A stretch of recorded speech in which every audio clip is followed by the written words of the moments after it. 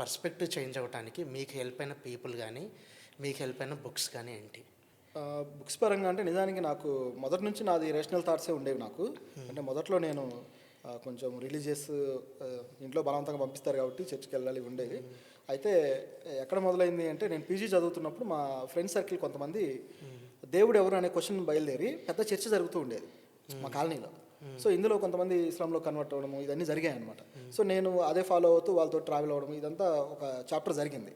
So ఇక్కడ నా దగ్గర ఆ రేషనల్ థాట్స్ అనేవి పెరిగాయి. ఇంకా ఆ హేతుబద్ధంగా ఆలోచించడం అనే కెపాసిటీ పెరిగింది. ఎందుకంటే ఒక క్వశ్చన్ వచ్చినప్పుడే దాని ఆన్సర్ కోసం ప్రయత్నిస్తాం. క్వశ్చనే లేదనుకో గుడ్డిగా నమ్మేస్తాం. మనకు అక్కడ దేవుడు ఎవరైనా క్వశ్చన్ వచ్చింది, ఇక ఆన్సర్ కోసం మొదలైపోయింది. సో ఈ ప్రాసెస్లో నేను పూర్తిగా రేషనలిస్ట్ దారి వైపు నడిచా, ఎథియిస్ట్గా. అయితే ఇది ఇక ఆగలేదు. ఎప్పుడైతే మనం ఒక ఎథిస్ట్ ఐడియాలజీ ఏర్పరచుకుంటామో ఇక సొసైటీలో చాలా విషయాలకు సంబంధించి మన క్వశ్చన్లు బయలుదేరుతాయి.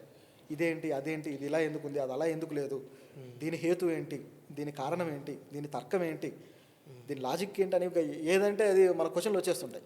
దానికి ఆన్సర్ దొరికేంత వరకు నిద్ర పట్టదు. సెర్చ్ చేస్తుంటాం, వెతుకుతుంటాం, దొరికిన దగ్గర మనం సంతృప్తి పడుతుంటాం.